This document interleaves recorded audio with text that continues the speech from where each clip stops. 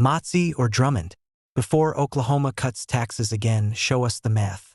Oklahoma Republicans have a remarkably close choice to make. Mazzei and Drummond both describe themselves as conservatives, both favor lower taxes, and both say Oklahoma needs more efficient government, stronger schools, and better-paying jobs. That makes the usual campaign question: who is the more conservative Republican? Less useful than another one? Which candidate has the better plan for improving the lives of Oklahomans, and what happens if the economic assumptions behind that plan turn out to be wrong? For roughly 15 years, Oklahoma has largely followed the economic formula Republicans have promoted nationally and at the state capitol. Lower taxes, smaller government, business incentives, and the expectation that private investment and faster growth will eventually lift household incomes along with the broader economy.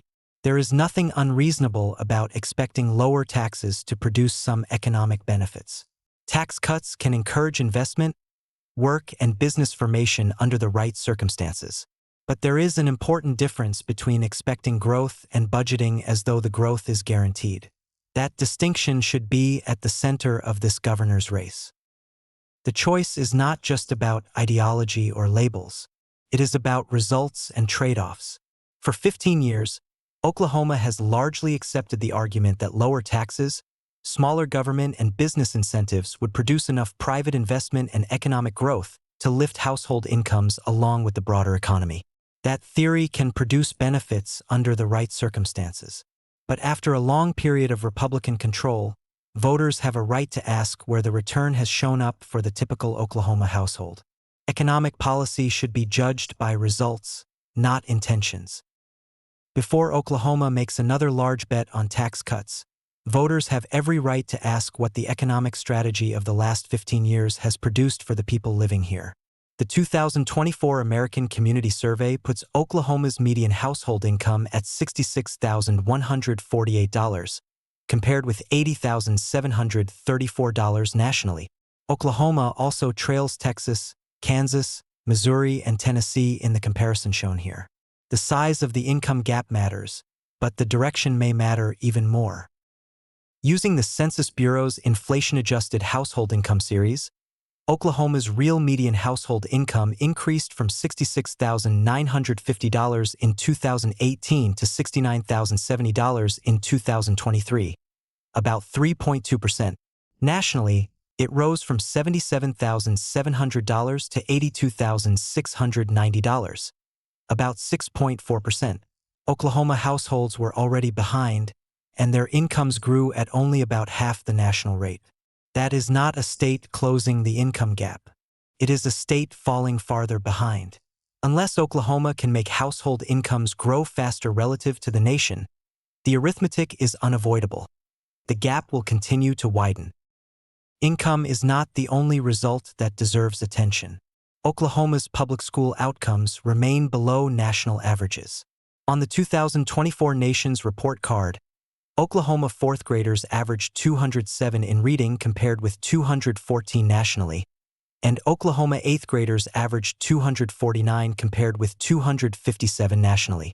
The Commonwealth Fund ranks Oklahoma's healthcare system 49th in the nation. And perhaps the most sobering number of all is life expectancy. The state's latest reported life expectancy is 73.8 years. That is lower not only than the national average, but also below the latest reported figures for Mexico and Cuba. The CDC's Oklahoma figure is for 2022, while the World Bank's latest estimates use different reporting years and statistical systems, so the comparison is directional rather than a formal ranking. But the fact that the numbers are even this close should get our attention. Tax cuts did not, by themselves, cause Oklahoma's education, health, or income problems. Demographics, energy cycles, federal policy, individual behavior, and many other factors also matter. But neither can supporters of the existing economic model point to these outcomes and claim that lower taxes and business incentives have clearly delivered the promised rising tide for the typical Oklahoma household. At some point, economic development has to mean more than increasing total output or landing another corporate announcement. It has to raise household incomes and improve the economic security and quality of life of the people who live here. The risk is not that tax cuts can never produce growth. The The risk is budgeting as though that growth is guaranteed. A responsible budget separates what can be counted today from what is still only projected for tomorrow. Mike Mazzei is proposing the more aggressive change. His campaign says he would seek to reduce Oklahoma's individual income tax rate from 4.5% to 3% in his first year, with the eventual goal of eliminating the tax altogether. His broader plan calls for reducing unnecessary spending and tax preferences and creating a Department of Government Efficiency to examine agencies, programs, and individual budget items. There is a real potential reward. A substantially lower income tax rate would leave more money in private hands and could make Oklahoma more attractive to some businesses, investors, and workers. If Mazzei can pair that reduction with genuine spending reform and stronger economic growth, taxpayers could come out ahead. The risk is that the tax reduction occurs immediately while much of the economic response comes later, if it comes at the level being assumed. That is why voters need more than the size of Mazzei's proposed tax cut. They need to know how much of it can be financed by identifiable recurring spending reductions, how much by eliminating identifiable tax preferences, and how much depends on future economic growth. A program that is eliminated can be counted. An agency consolidation can be counted. A tax preference that is repealed can be counted. Future economic growth is still a forecast. Oklahoma does not have to travel far to find a warning about the difference. Kansas enacted sweeping income tax reductions beginning in 2012 under Republican Governor Sam Brownback. Supporters expected stronger private investment and economic growth to replace much of the revenue. Instead, revenue collections repeatedly fell short of what the state needed, producing years of fiscal strain before a Republican-controlled legislature reversed much of the policy over Brownback's veto in 2017. Mazzei's proposal is not identical to the Kansas plan. Kansas included an especially consequential exemption for pass-through business income, and it would be unfair to pretend the two policies are the same. The lesson is broader than that. Do not spend tomorrow's economic growth today. Permanent tax reductions are safest when they are paired with permanent, identifiable offsets rather than a forecast that future growth will eventually make the numbers work. The federal government provides an even larger example of the same problem. The Congressional Budget Office projects stronger economic activity from portions of the 2025 reconciliation law, but it also projects that federal deficits over the coming decade will be substantially larger. The Congressional Budget Office says most of the increase in its 10-year deficit projection since January 2025 is attributable to the reconciliation law, although higher tariff revenue offsets part of the increase. That does not mean tax reductions produce no growth. It demonstrates something more important for Oklahoma. Growth can offset part of a tax cut without paying for the tax cut. Washington can borrow the difference. Oklahoma cannot operate indefinitely that way. State government ultimately has to balance its books, which means that if the promised revenue does not arrive, somebody absorbs the shortfall. That is why the downside of Mazzei's proposal deserves as much attention as the upside. The choice does not have to be simply between maintaining every existing government program and cutting taxes on the assumption that growth will fill the hole. Oklahoma has another place to look. We have called it Oklahoma's shadow budget, tax credits, preferential tax rates, subsidies, and other commitments that reduce state revenue but generally receive less public scrutiny than money appropriated directly through the annual state budget. The shadow budget identifies roughly $1.5 billion in tax preferences, subsidies, and other commitments that deserve closer review. The argument is not that every dollar should disappear. It is that every dollar should have to justify itself. That distinction is important because economic incentives can make sense. If a tax preference causes an investment to occur in Oklahoma that otherwise would not happen, creates good jobs, and generates enough additional economic activity to exceed its public cost, taxpayers may be getting a good return. But if the company would have made the investment anyway, Oklahoma is not purchasing new economic activity. It is subsidizing a decision that was already economically attractive. That should be the test regardless of the industry receiving the benefit. Nothing would demonstrate whether Mazzei and Drummond are serious about that principle better than Oklahoma's gross production tax. Oklahoma's general gross production tax rate on oil and natural gas is 7%, while qualifying new wells receive a 5% rate for their first 36 months. The Oklahoma Tax Commission estimated the fiscal 2024 cost of that new well preference at roughly $178.9 million. The history matters. Oklahoma originally lowered the tax burden on horizontal wells when horizontal drilling was still a developing technology and state leaders wanted producers to apply it to Oklahoma shale formations. Horizontal drilling is no longer experimental technology. The question today is therefore not whether oil and gas is important to Oklahoma. It obviously is.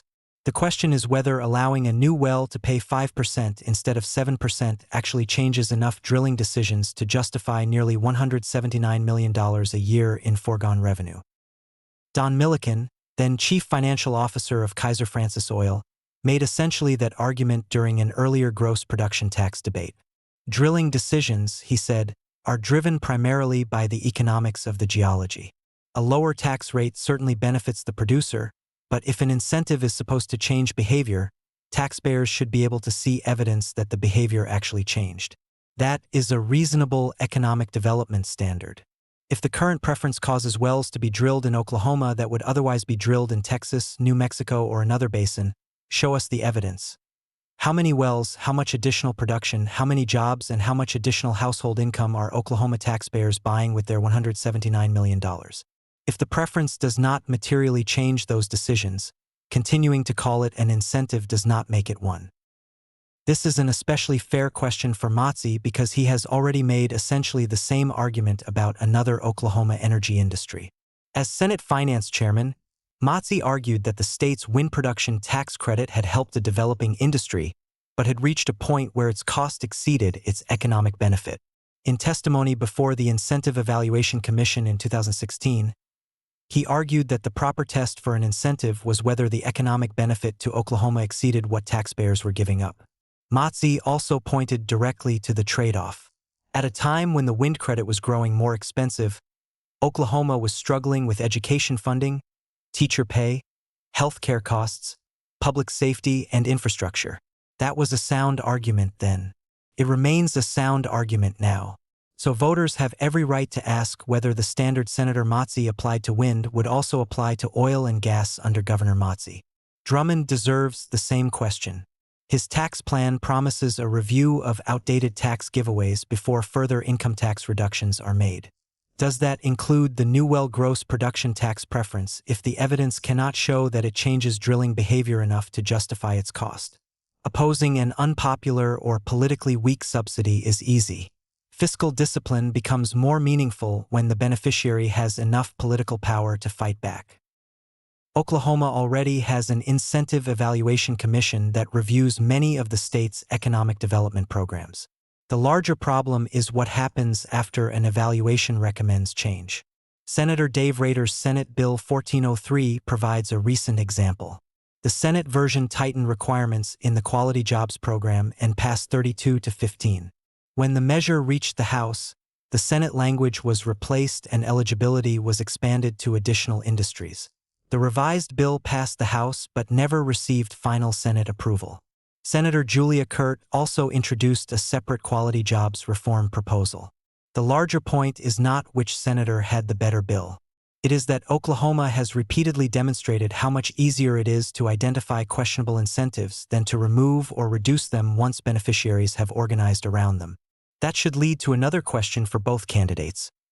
What would you do when the Incentive Evaluation Commission recommends cutting or eliminating a subsidy and the legislature refuses? Would they insist on an up or down vote? Would they demand a public explanation when lawmakers reject an Incentive Evaluation Commission recommendation? Would they veto legislation that expands a program the evidence says should be tightened? Those answers would tell voters considerably more about fiscal conservatism than another promise to eliminate waste. Chip Keating did not make the runoff, but one of his campaign ideas deserves to survive him. Keating proposed examining Oklahoma's more than 300 boards and commissions and suggested that eliminating or consolidating some of them could help offset the cost of eventually eliminating the income tax. Public reporting, however, has not identified the specific entities he would eliminate or the savings he expected to produce. Someone should still ask him for that work. More importantly, Mazzei and Drummond should be asked whether they would adopt the basic approach. Identify recurring savings before committing those dollars to permanent tax reductions. Mazzei's proposed government efficiency department points in that direction. Drummond's recurring revenue requirement provides a different safeguard. What neither candidate should be allowed to do is substitute the words waste and efficiency for an actual dollar figure. Show voters the agencies. Show them the programs. Show them the tax preferences. Then show them the savings. Mazzei's plan offers the larger immediate upside, but it also exposes Oklahoma to the larger downside if his assumptions fail. Cutting the income tax from 4.5% to 3% would remove recurring revenue immediately, while the additional investment, population, and business activity expected to replace part of that revenue would develop over time. That matters in a state whose budget can still be affected dramatically by a national recession or an energy downturn. If oil and gas prices weaken, the national economy contracts, or the expected migration of businesses and higher-income workers produces less revenue than projected, Oklahoma could find itself hundreds of millions of dollars short before the promised growth has had time to materialize. That is where Mazzei's proposal needs to become much more specific. If the bet misses, which lever would Governor Mazzei pull? Would he restore part of the income tax, return new oil and gas wells to the regular 7% gross production tax rate, reduce quality jobs incentives, reconsider the private school tax credit, draw down reserves, or raise some other tax?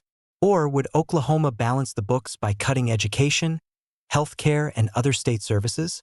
Oklahoma has already lived through revenue collapses in which education and other core services absorb deep reductions. Voters should not have to wait for the next downturn to learn whether that is the fallback plan. The question is not whether Mazzei's tax strategy could work. It is whether Oklahoma families understand the downside before being asked to take the risk. Drummond is proposing a much larger fiscal safety margin. He says future income tax reductions should occur only when certified recurring revenue, adequate reserves, and a review of existing tax giveaways show that Oklahoma can afford them without relying on one-time money or inflated projections. That approach substantially reduces the danger of creating the type of structural budget hole Kansas experienced. But fiscal caution creates a different problem.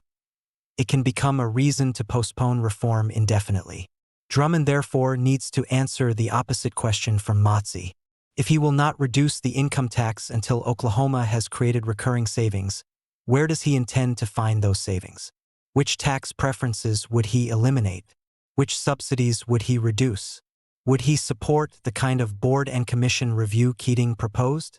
Which government programs would he consolidate or end? And how much recurring revenue would those decisions produce? Mazzei has to show voters that his tax reductions still work if economic growth disappoints. Drummond has to show voters that his safeguards lead to actual reform rather than a tax cut promise that is always waiting for a better year. That is a genuine risk-reward choice. For years, Oklahoma voters have heard variations of the same economic argument. Lower taxes will attract investment, incentives will produce jobs, new businesses will raise incomes, and a stronger economy will eventually lift everyone with it. There is some economic logic behind that argument. What Oklahoma should no longer accept is the assumption that the promised result automatically follows. The evidence from household income should be particularly difficult to ignore. Oklahoma's real median household income grew only 3.2% from 2018 through 2023, while the national median grew 6.4%. We were already behind and grew at roughly half the national pace. Meanwhile, Oklahoma remains near the bottom in health system performance. Our students continue to trail national averages in important measures, and the state's latest reported life expectancy is 73.8 years. Those results do not prove that tax cuts caused Oklahoma's problems. They do something different. They put the burden of proof back where it belongs. If another large tax reduction is supposed to create dramatically better economic results, tell voters what will be different this time. Tell them how much of the tax cut is financed with savings that can be identified today and how much depends on revenue expected from growth tomorrow. Tell them which tax subsidies will disappear, which agencies will be consolidated, and which services will be protected. And most important, tell them what happens if the forecast is wrong. permanent tax cut is real. An eliminated subsidy is real. An agency consolidation is real. Projected economic growth remains a projection until it actually happens.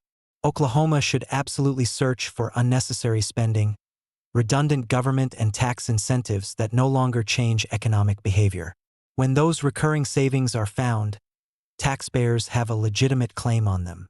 But after 15 years in which Oklahoma household incomes have continued to lose ground relative to the nation, voters should demand something more than another promise that a rising tide is coming. Before Oklahoma spends tomorrow's growth today, Mike Mazzei and Drummond should show us the math. That is not opposition to tax cuts. It is fiscal conservatism.